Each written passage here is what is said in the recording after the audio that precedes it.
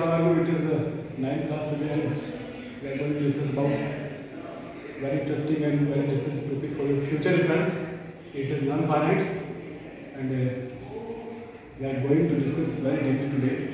मैंने जैसा आपसे कहा कि ये फ्यूचर रेफरेंसेस के लिए फ्यूचर में आपके बहुत काम आने वाला है, because it's going to be beneficial for your spoken English and your grammar for your competitive examinations as well.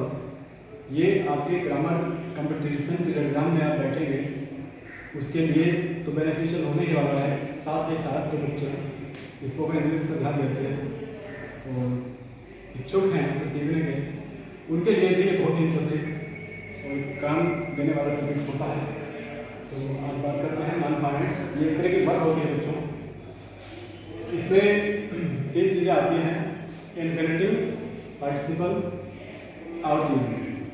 तो बात करते हैं नंबर वाइज अपनी। सबसे पहले इन्फिनेटिव लेते हैं। तो इन्फिनेटिव बनता कैसा है, पहले ये जानना जरूरी है। ये बनता है 2 + 1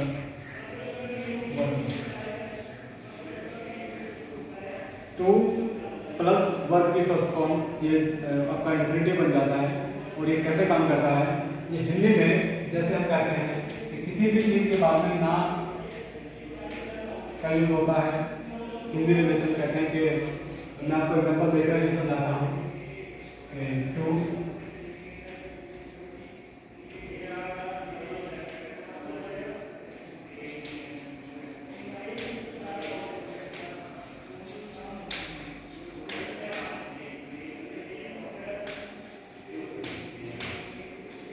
फाइंड फॉल्ट इज इजी। दोस्त निकालना बहुत आसान है। और जैसा मैंने अभी कहा कि हिंदी में इसकी लास्ट में ना आता है, शायद दूर से मेरी वॉइस क्वालिटी शायद ठीक नहीं आती जब मैं वीडियो एक बार अपलोड करने से पहले प्ले करता हूँ, तो आवाज़ काफ़ी साउंड होती है। तो इसलिए मैं बार बार जो इम्पोर्टेंट बातें हैं वो नज़दीक आकर कहना चाहूँगा। तो मैंने कहा कि लास्ट में ना आता है, जैसा आप बोर्ड पे फ़िलहाल देख रहे हैं। तो मैंने यहाँ लिखा है to find fault is easy, कमियाँ निकालना। तो कमियाँ निकालना इजी होता है, बहुत आसान होता है। तो इसमें इन्फिनेटिव होता है टू फाइंड। क्यों? क्योंकि ये वर्ब की फर्स्ट फॉर्म से पहले टू वर्ड होते हुए बना है। और भी बहुत सारे एग्जाम्पल्स है जैसे कि मैं यहाँ दे सकता हूँ, जैसे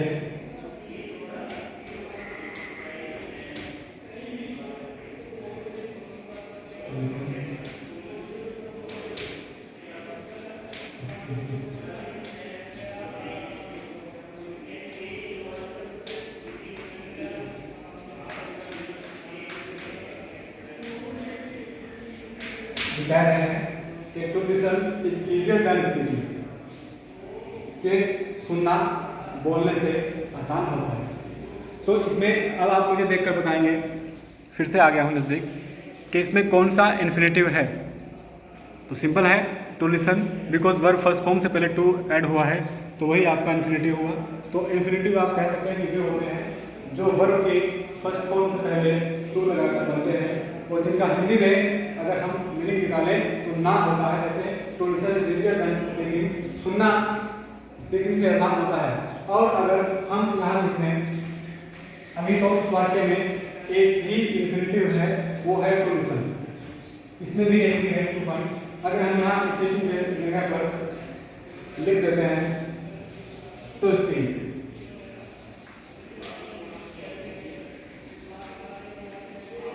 तो बच्चों ये भी आपका इन्फिनेटिव ही है, क्योंकि वर्ब फर्स्ट से पहले टू आया है।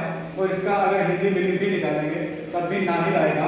जैसा कि हम अगर अब कह सकते हैं कि सुनना बोलने से ज़्यादा आसान होता है। बोलना इतना आसान नहीं इतना सुनना, तो ये का मीनिंग है। और बहुत सारे एग्जाम्पल्स मैं आपको आज देने वाला हूँ इन्फिनेटिव से। जैसे आप कहते हैं you want,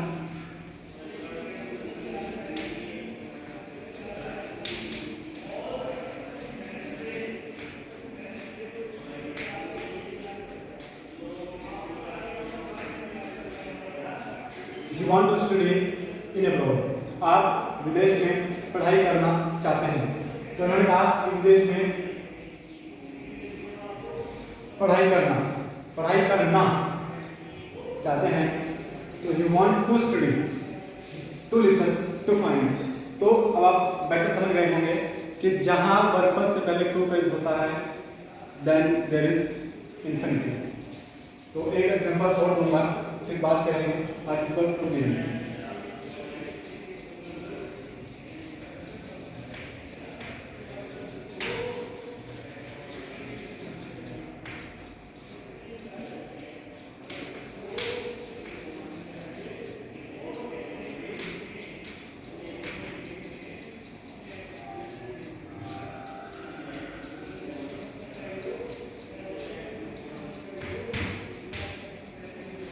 Our grandfather goes to market to buy vegetables।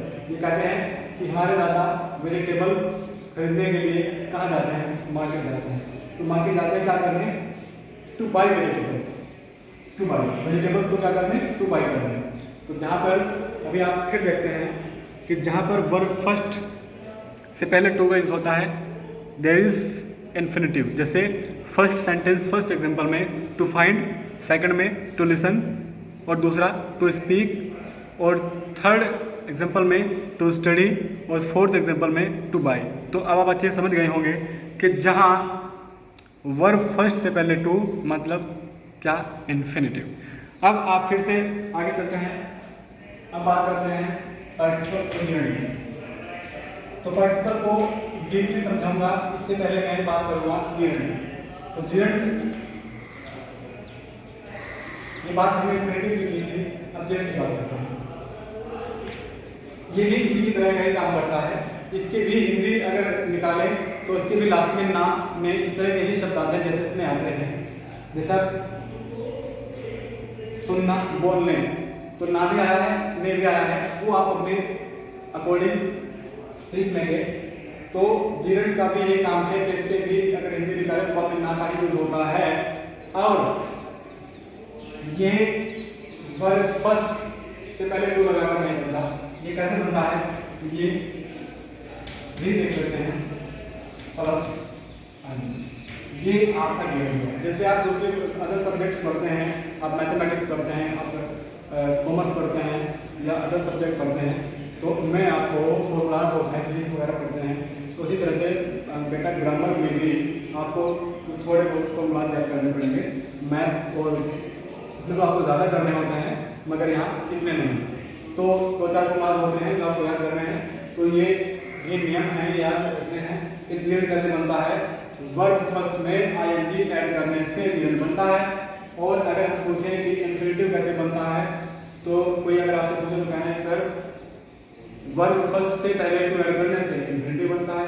और अगर कोई पूछे कि इन्फिनिटिव और जीरेंट को एक दूसरे के प्लेस पर क्या आप यूज कर सकते हैं, तो आपको कहना है यस ऑफ कोर्स, हाँ बिल्कुल हम यूज कर सकते हैं। कैसे? क्योंकि जब मैंने कहा कि दोनों का मीनिंग एक जैसा होता है, काम एक जैसे होते हैं और दोनों का फॉर्मेशन एक जैसा होता है, दोनों जगह ही यूज होते हैं, तो एक दूसरे के स्थान पर भी यूज किए जा सकते हैं इजीली। जैसे मैं आपको करके भी दिखाऊंगा, उससे पहले सीख लेते हैं कि जीरेंट का एक दो एग्जाम्पल्स के थ्रू आपको मैं समझा देता हूँ। जैसे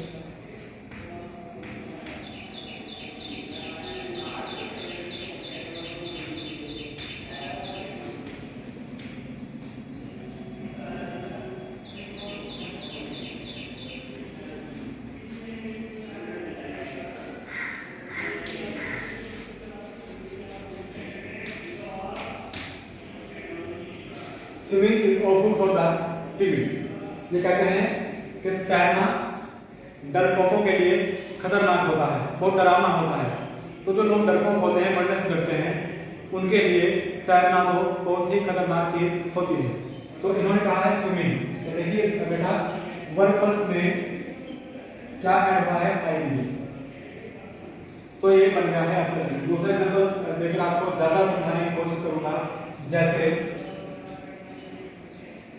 ये आपका बहुत ही परिचित सेंटेंस है बच्चे। ये आप आई टेलीविजन, न्यूज़पेपर और किसी एडवर्टाइजमेंट और किसी जो स्मोकिंग के रैपर्स होते हैं, सिगरेट या बीड़ी, तंबाकू आदि, उस पर भी लिखा रहता है।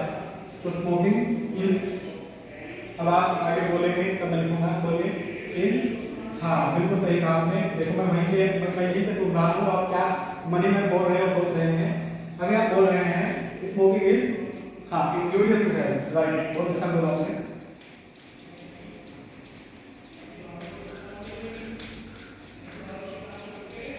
आप भी काफी समझदार हो गए हैं, मुझे लगता है बिल्कुल को राइट कर रहे हैं। तो देखिए smoking injurious to health, smoking health के लिए क्या होता है, इंजूरियस होता है, खतरनाक होता है, हार्मफुल होता है, इंजूरियस होता है हार्मफुल। तो स्मोकिंग देखिए, आप बताइए आप ये जीवन है या इन्फिनिटिव है, बताइए क्या है। हाँ ये बिल्कुल सही कहा आपने, मैं सब सुन रहा हूँ। आपने कहा कि ये जीवन है, हाँ पिछले तो बच्चों ने इन्फिनिटिव कहा है, शायद वहाँ तक आवाज़ ना पहुँच रही हो, तो कान में हेडफोन लगाइएगा तो आवाज़ पहुँचेगी। तो जीरण ये है जो कि वर्कफोर्स में आईटी ऐड करने से ये बेटा बन गया है। अब इसके एक दो एग्जांपल आप खुद अपने माइंड में वीडियो पॉज करके सोचेंगे, तब तक मैं इसका एक दो एग्जांपल आपको और भी देता हूँ। जैसे कोई आपसे कहे कि स्टॉप प्लेइंग,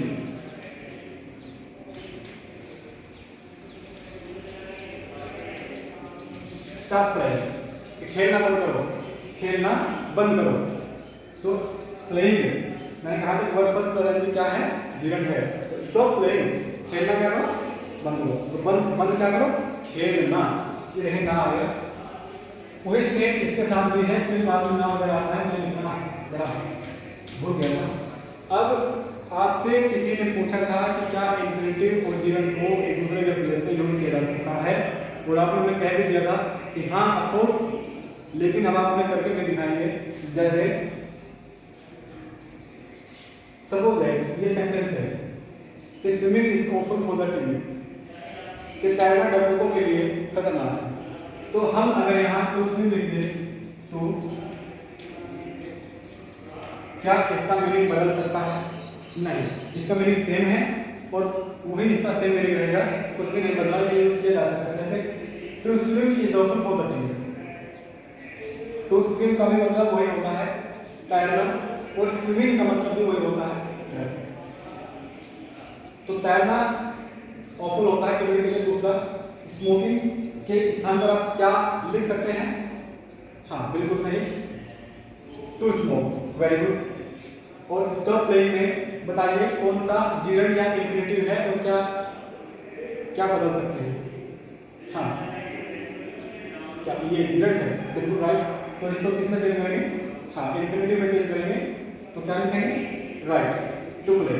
तो स्टॉप टू प्ले, कि खेलना बंद कर दो, ये ही इसका यूज है, ये दूसरे के लिए यूज किया जा सकता है। अब आप कहेंगे सर ऊपर वाले सेंटेंस में भी आप चेंज करके दिखा सकते हैं कि जैसे ये जो सेंटेंस है ये इंफिनिटिव के है, इनमें हम चेंज करेंगे गिवन। तो our grandfather goes to the market buying vegetables, buying vegetables, subject है। I want to study in a road, I want study in a road. तो इस तरह आप कर सकते हैं। तो अब आप अच्छे से समझ गए होंगे, और मेरी बात ध्यान से सुनिएगा क्योंकि मैं बाद में एक्सरसाइज भी दूंगा जो आपको घर से करना है।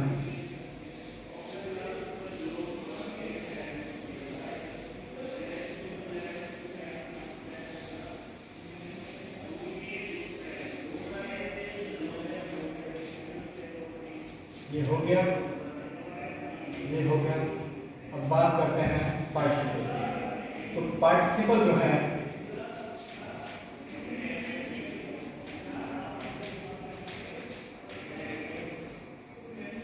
इनको डीपली सीखना होगा, तभी मैंने इसको बाद के लिए छोड़ा था। अब समझते हैं कि पार्टिसिपल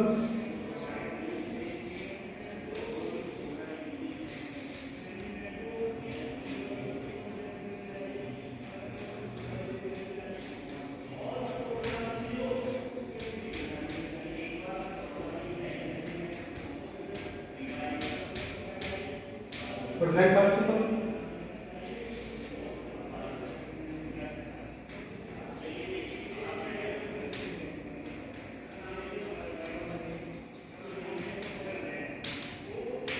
पास्ट पार्टिसिपल और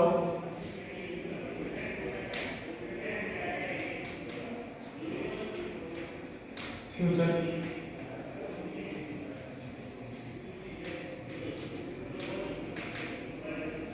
जी हाँ, ओ ये बहुत बड़ी मिस्टेक हो गई थी। ये होता है परफेक्ट पार्टिसिपल। तो आदत हो रही है टेंस पढ़ाने की। अब देखते हैं present participle, past participle, perfect participle.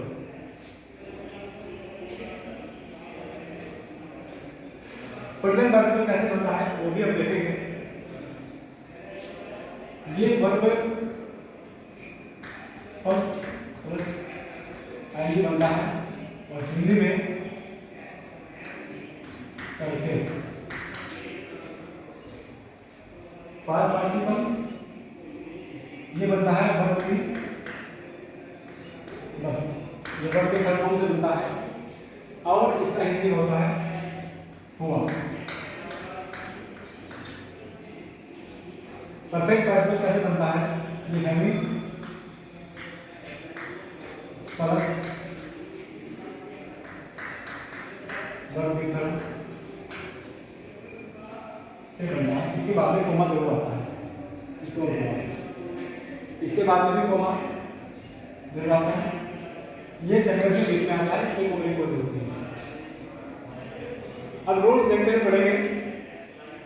Present participle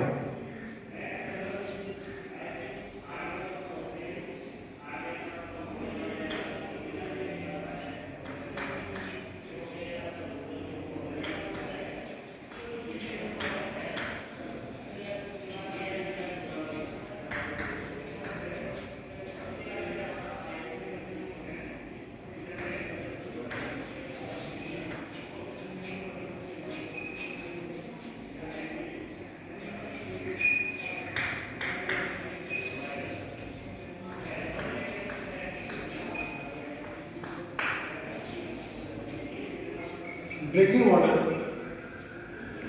the labourers started work. पानी पीकर मजदूरों ने काम करना शुरू कर दिया।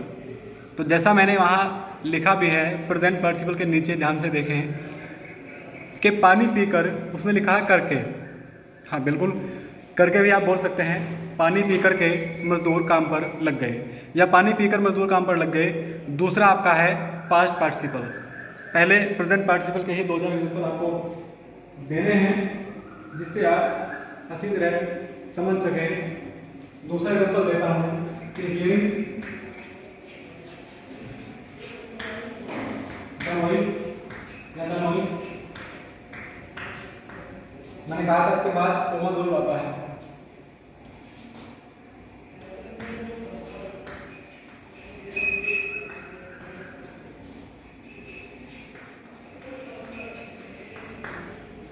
woke up, hearing the noise, the boy woke up.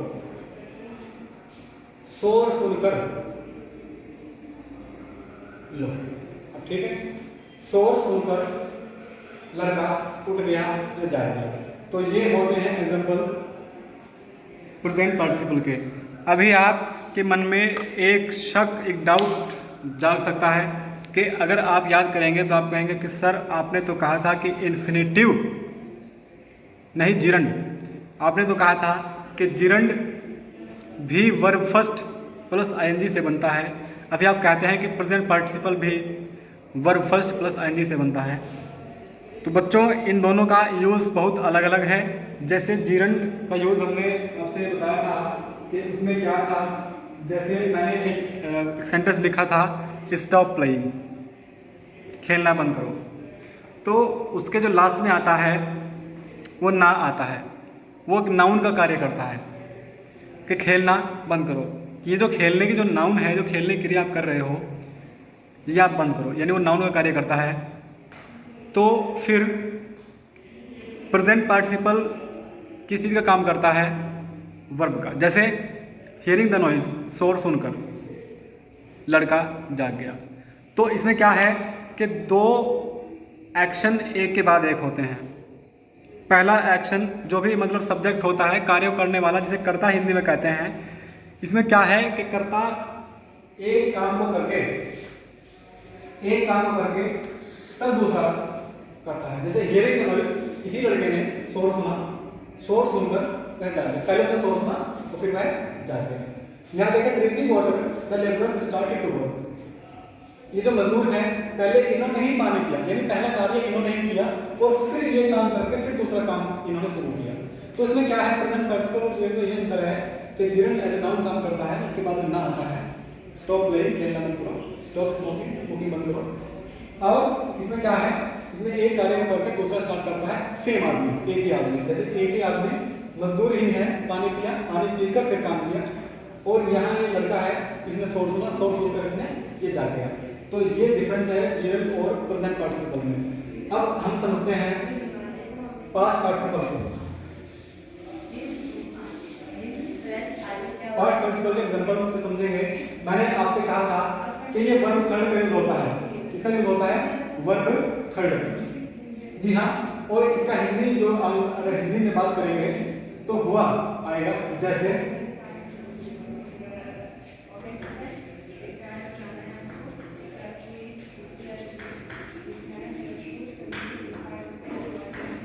Broken chair, टूटी हुई चेयर। देखो हुई, हुआ, हुआ भी देखो इतने सिंसियर है, खुद हुआ हुई अंदाजा लगा सकते हैं। तो ब्रोकन चेयर, एक टूटी हुई चेयर। दूसरा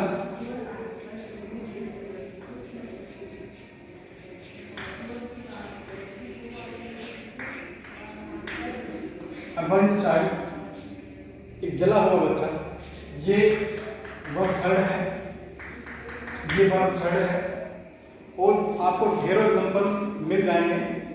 जैसे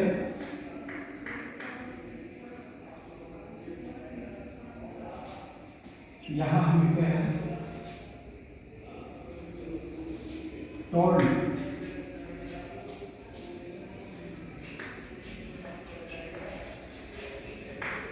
टोल्ड गारमेंट्स, फटे हुए कपड़े, वर्ब थर्ड है। तो हिंदी में अगर बात करें, टूटा हुआ, जला हुआ, फटा हुआ, टूटी हुई। तो हुआ लास्ट में आता है, ये सब्जेक्ट, ये सेंटेंस के बीच में आता है। अभी आपको दिखाऊंगा और एग्जांपल देता हूं। जैसे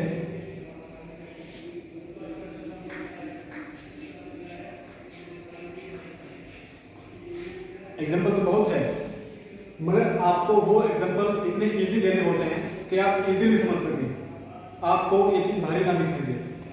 तो इसलिए सोच सोच कर मैं यहाँ लिख रहा हूँ बोरो गारमेंट्स। एग्जांपल भी आपको देकर दिखाऊं, लगाइए नहीं। तो ब्रोकन चेयर है,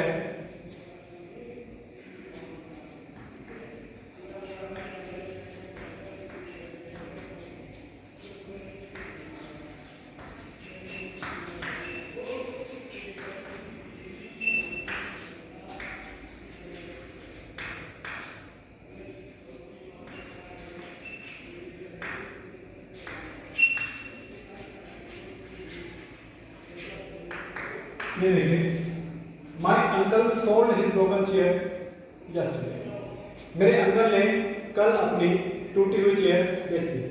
तो ब्रोकन चेयर ये कौन सा पार्टिसिपल है? अगर आपसे कोई पूछे तो क्या कहेंगे? ये है पास्ट पार्टिसिपल। जी बिल्कुल पास्ट पार्टिसिपल है। दूसरा एग्जांपल देता हूं, ए bird child,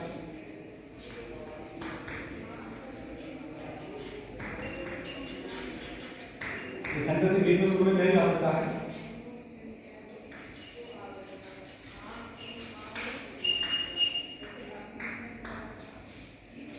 bird child breads fire, एक जला हुआ बच्चा आग से डरता है, घबराता है। जो बच्चा आग से डर जाता है वो फिर आग से घबराता है। तो यहाँ इसका मीनिंग है जला हुआ। तो है ना पास्ट पार्टिसिपल। उसी तरह से इसके एग्जांपल है torn garments. My mother through all the torn garments out of the house, कि मेरी माता ने सारे फटे हुए कपड़े घर से बाहर कर दिए। My mother through all the torn garments out of the house, तो मेरी माता ने सारे कपड़े बाहर फेंक दिए, फटे हुए। अब देखते हैं borrowed garments. Borrowed garments never fit well. उधार लिए हुए कपड़े कभी भी फिट नहीं आते हैं। अगर आप कपड़े किसी से उधार लेते हो तो वो कभी भी फिट नहीं आएंगे। तो यहाँ ये कहते हैं बोरोड गारमेंट्स, उधार लिए हुए कपड़े। तो अब आप अच्छे से समझ गए होंगे कि पास्ट पार्टिसिपल क्या होता है। अब बात हम करने वाले हैं परफेक्ट पार्टिसिपल। ये थोड़ा सा अलग है लेकिन आपकी समझ में आ जाने वाला है।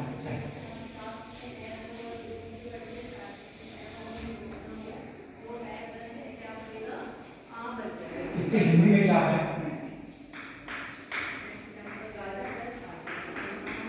ठीक है sir,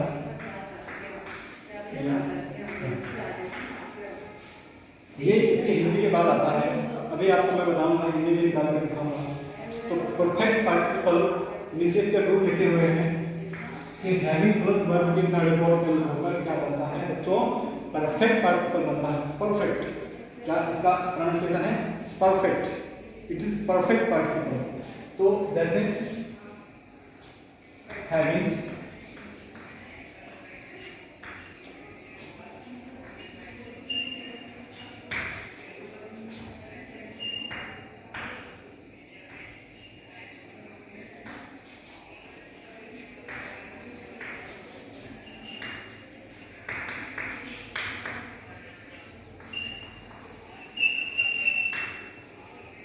having learned his lesson he went to the school। अपना पाठ याद करने के पश्चात, अपना लेसन याद करने के पश्चात वह स्कूल चला गया। अपना लेसन याद करने के पश्चात कहिए बेटा, या लेसन याद करके वह स्कूल चला गया, ऐसा कहिए। बात दो नहीं है, लेकिन बात दो तब हो जाएगी जब यहाँ हैविंग प्लस वर्ब नहीं लगाएंगे। तो हैविंग के बाद वर्ब आ गई तो ये क्या बनता है? कौन सा पार्टिसिपल है? Perfect participle. जी बिल्कुल सही कहा आपने। और एग्जांपल देता हूँ आपको, जैसे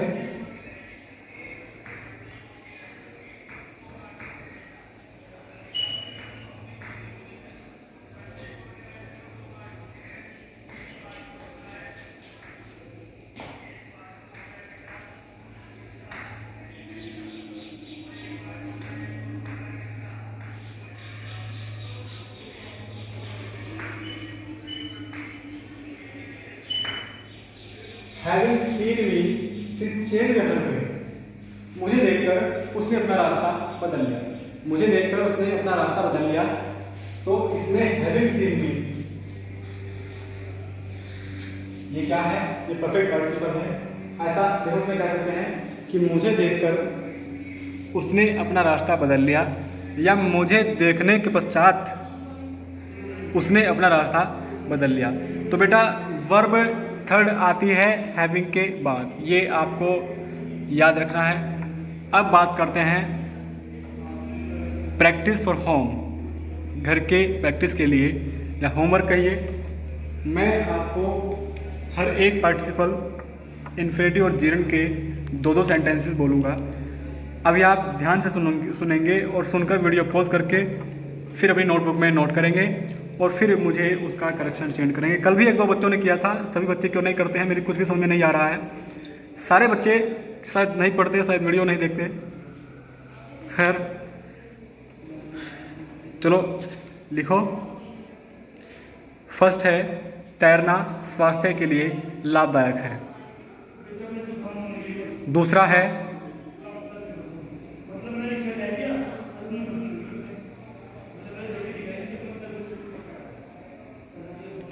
क्रिकेट खेलना अच्छी आदत है। थर्ड है आवाज़ सुनकर चोर भाग गया।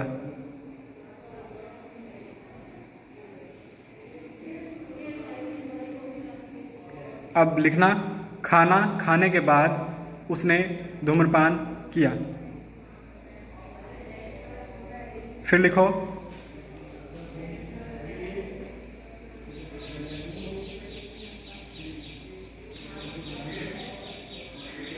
कल मुझे एक फटा हुआ लेटर मिला। कल मुझे एक फटा हुआ लेटर यानी पत्र मिला। फिर लिखना है मैं आज कानपुर जाना चाहता हूँ। बस ये काफ़ी है, इन्हीं की आप प्रैक्टिस करेंगे और मुझे ज़रूर भेजेंगे। और अब आपकी इंग्लिश फर्स्ट भी स्टार्ट होने वाली है विद इन सम 1 और 2 डेज़, उसके लिए भी रेडी रहिए। तो ठीक है, टेक केयर।